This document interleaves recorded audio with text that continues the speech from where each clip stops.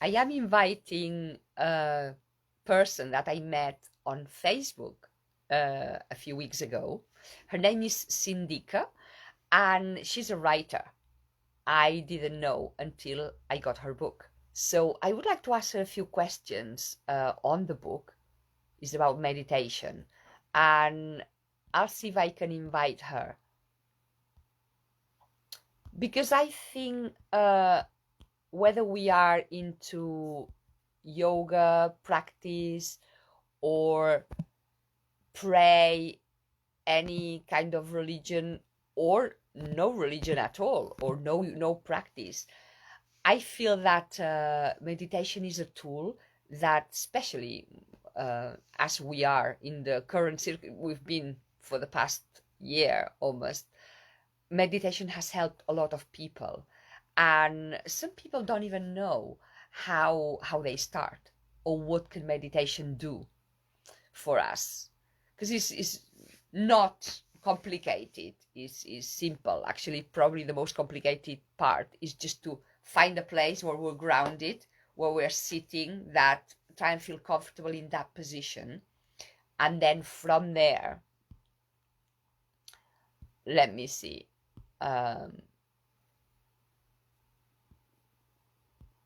I think I can invite then Zindika into the. I think it's there. I've got headphones just in case. Oh, And it seems is to it? Is it? work. Oh, That's it work. Is it great. working?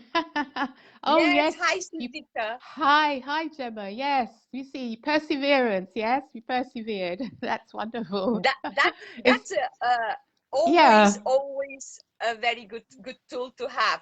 So right. I It's wanted I wanted to ask you, yeah. when did you start meditating? Oh, yes, long time ago, actually. It's like over th about 30 or so plus years ago that I started meditating, a very long time ago. But the thing was, I came onto meditation by chance when I was actually going through a very low time in my life.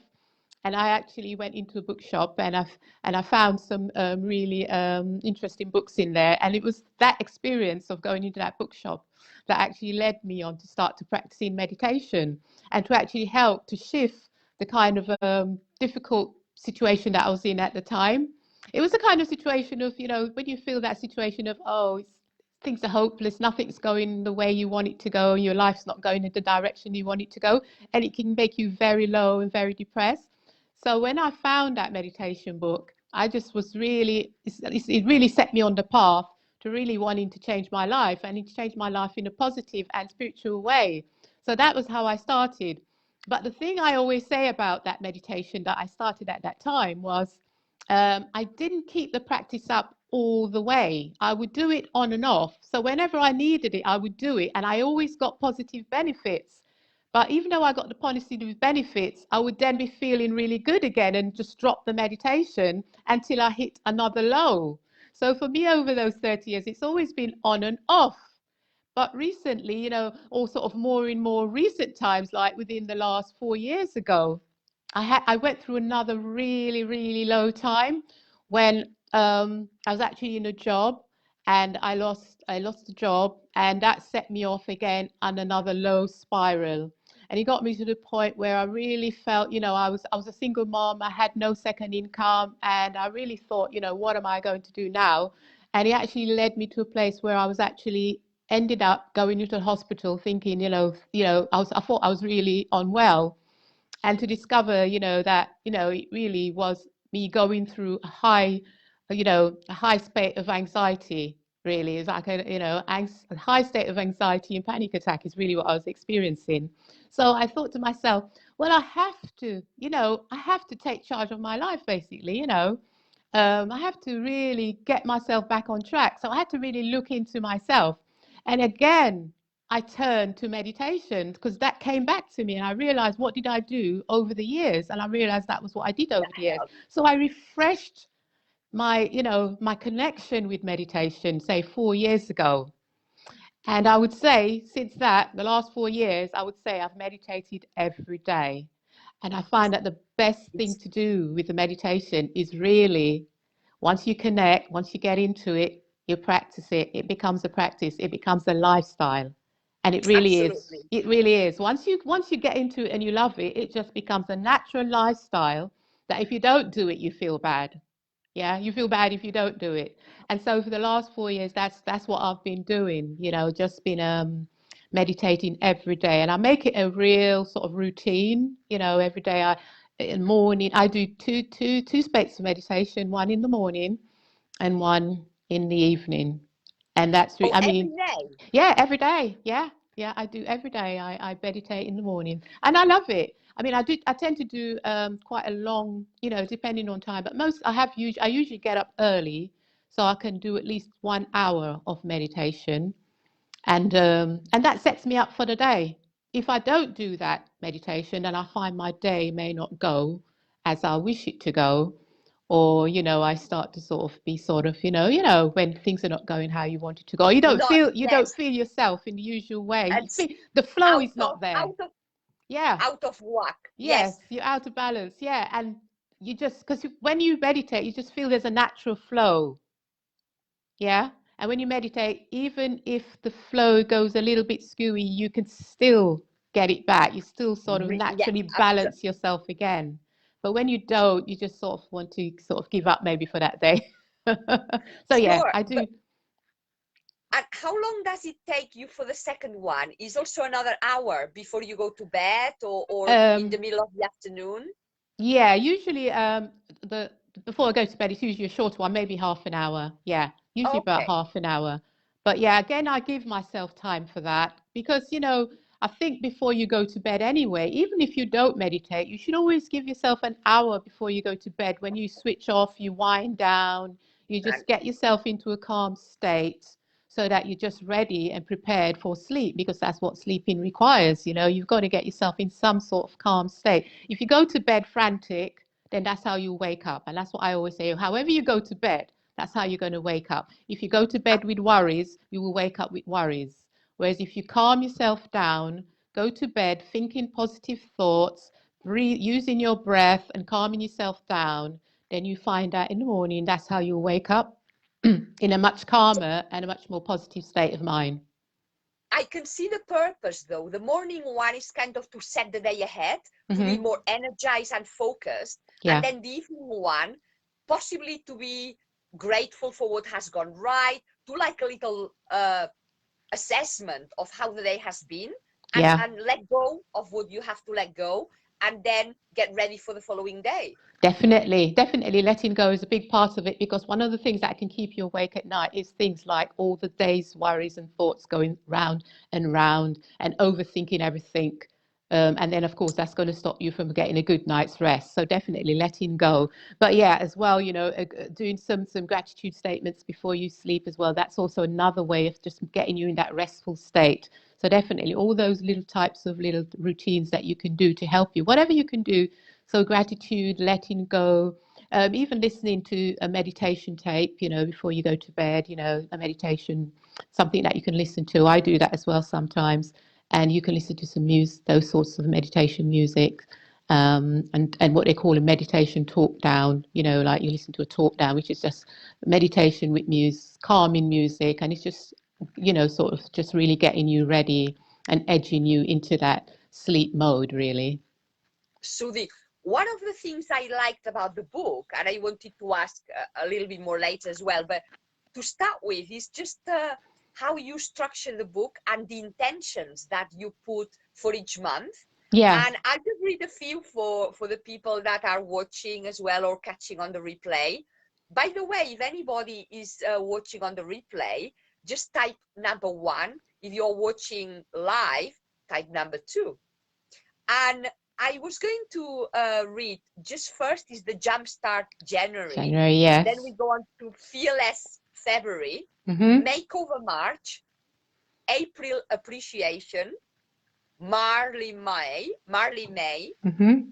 Jubilant June, Juicy July, Ancestral August, Soothing September, Optimistic October, Nurturing November, Desiring December.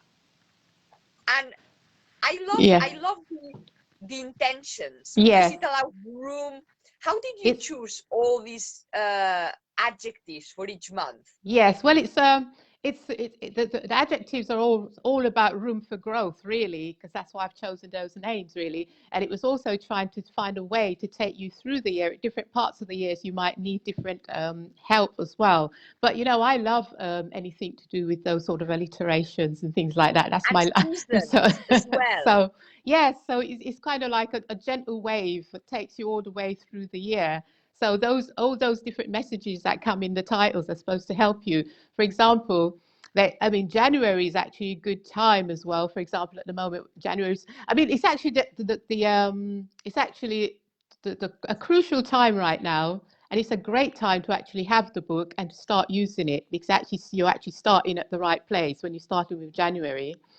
And actually, as it goes through, there's actually a month that talks about decluttering. And that's actually something people like to start in January or sometimes in the spring. So, decluttering, believe it or not, is actually one way of actually lifting the vibration in your life. Sometimes we're living in a state whereby everything around us is just in a jumble. And if your environment is in a jumble, can you imagine your mind? Your body, everything. Do you think that also displays itself within you? Absolutely. Yes, it does. Yeah. Do you agree, Gemma? Yeah. Totally. Yes, yes. Yeah. And actually, I need that. I need that. Yeah. So I need decluttering a few things, literally that.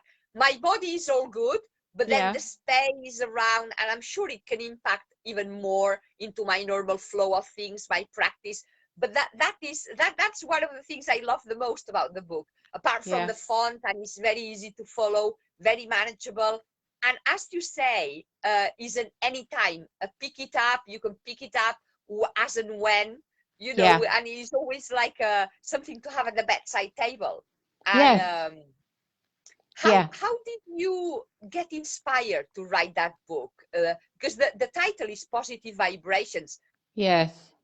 Yes. Well, it's called Positive Vibrations, and the subtitle is How to Unravel Fear and Find Courage in Creativity. So they both link together. But the idea is I'm pushing forward more the positiveness of life. We need to be focusing on the positive to lift our moods. And even though some of us, and at this moment, is a crucial time, when we're in crisis, fear, having to let go of fear and how we can do that. And the thing is, at the moment, Gemma, we've been in crisis now for a year. We're now into 21. So we're starting the new year again in crisis. And the thing about a crisis is crisis leads to crisis within the body. Yeah. So there's a crisis around you that leads to crisis within the body and in the mind. So crisis leads to crisis. And so what you have to know is how to deal with that crisis that is the fallout from the crisis. You have to know how to deal with it. And what you find at the moment that there's a lot of crisis outside of that virus crisis with people suffering in terms of anxiety, depression, worry.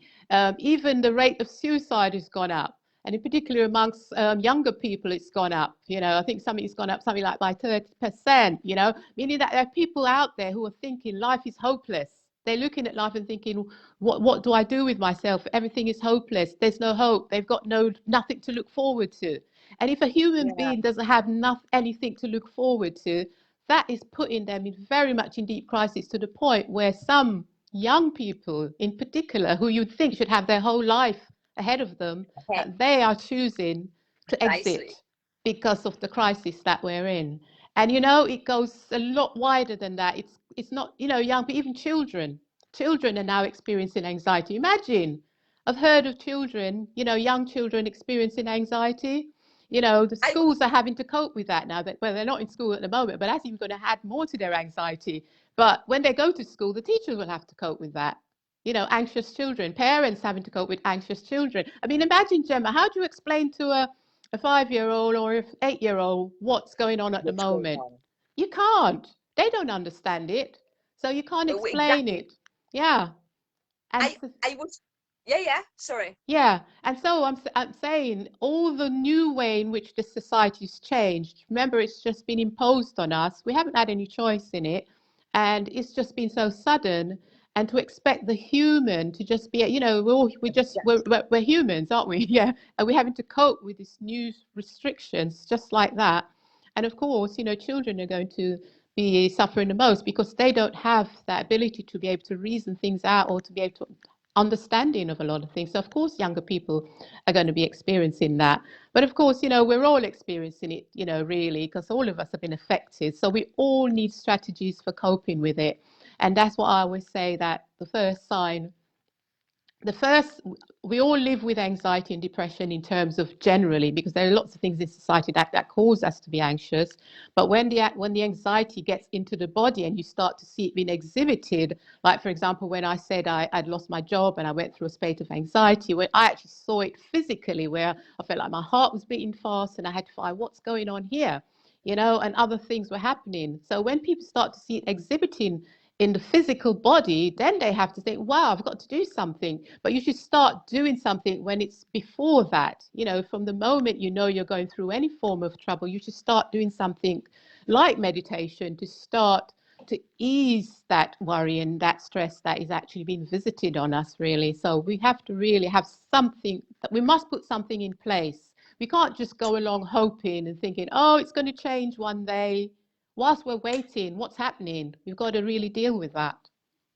Or take a pill. There's no magic pill. Yeah. Even, yeah, I would say, me personally, I'm more into natural stuff, but I think prevention is better than reaction, which is Yes. what you're saying. It's kind of that means that would be a topic also for another time. More kind of go with our intuition, body awareness, know our body, know when are we well, when are we not well. Yeah. But would you suggest that for children and Mm. parents, they do a meditation together, or Yes. would you suggest that children do their own and the parents their own, or do you think that a joint meditation could lower the anxiety for the families, Yes, of those that definitely. have to be homeschooled as well, like Yes. as a almost like a light game, or like, oh, what would you suggest? Do you have any tips for family Yeah. meditation?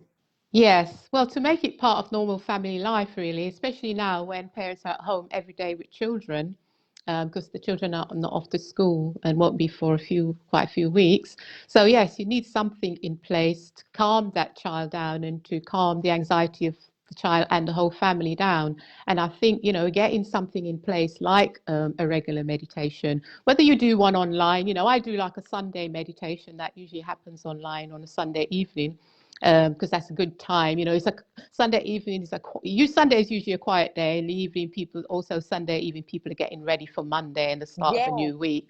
But something like that, very. or another place you can meditate with your child is probably first thing in the morning at the breakfast table, because meditation can be simple.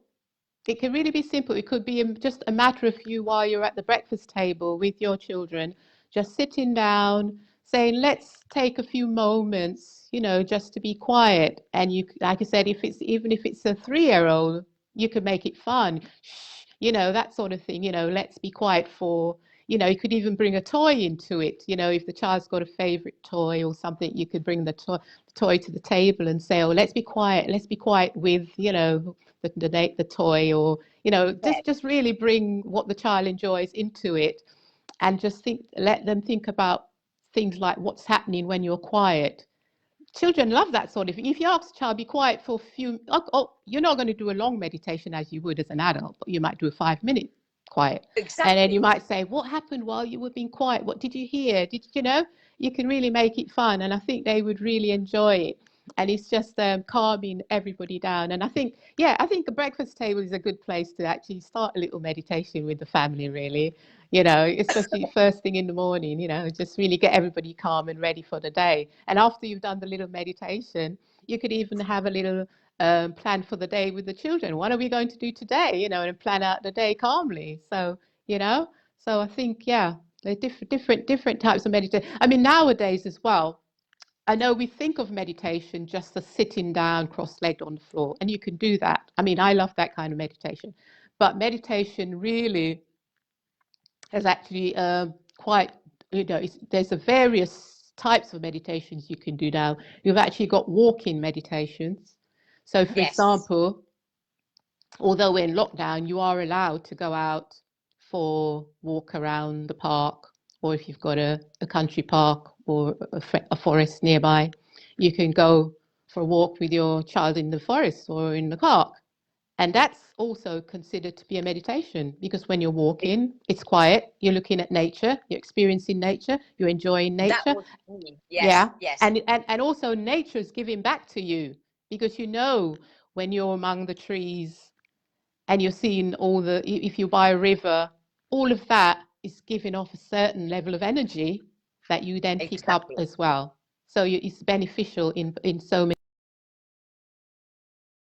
Absolutely. And one thing that I found about just asking a child to be quiet is that Sorry, I was just it's getting a call in there. oh, okay.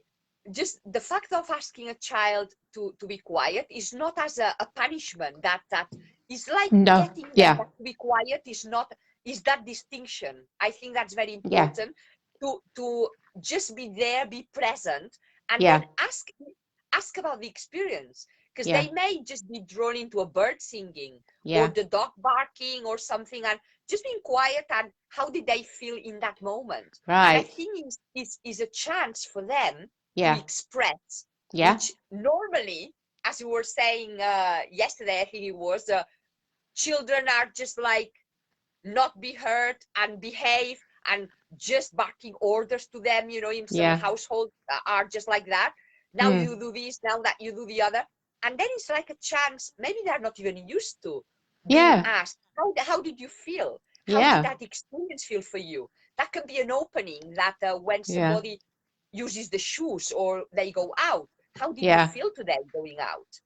and yeah, and have that exactly, more reflection on yeah, any activity that can be an exercise in itself. And the main point is that we need to calm down and mm, find groundness into yes. these agitated moments. Yes, yeah, and when you do that with the children as well, they will actually maybe start to ask for that. They'll start, oh, when are we going out again? They'll even, or when you get to the breakfast table next morning, they'll ask, oh, are we doing that again, Mummy? Are we doing the quiet moment? Or, they will. Yes, And and then you'll introduce the term meditation to them, so they then begin to know what it is. So they'll say, are we doing meditation again? And they'll start to just understand the whole thing, and they'll love it. So I think yes, is a chance of connection, yeah, a chance of connection and 5 minutes quality that is just the presence and yeah, be acknowledged as yeah, well. yes, I think it's beautiful as well. yeah. It can be, I can see how it can be very useful. Um, if you had to give a tip for somebody that is completely new to meditation, that thing, oh, I heard so many good things about it, but I cannot even bring myself to doing anything. What Yeah. would you suggest? How would you break it down in a very simple and easy way? Yes. Well, I think it's a chance I would say the first thing is it's a chance for you to get in touch with yourself and to get in touch with your inner self. Most people are not aware that they have an inner self because most of us, we've just grown up dealing with the external, the outer self, and we relate to the outer world. And we get very little chance to go inside. And it's amazing how many people don't do that. And it's a shame. But I think when you have that moment to go inside and start to understand that it's okay to just be silent for a minute, even if it's just for a minute, a few minutes, you know. On my Sunday evening meditation that I do with the ladies on there, I always say to them, take a few minutes during the day, sit quietly, no intention or anything, just sit quietly and hear. What do you hear? Just sit quietly with yourself and take that moment out.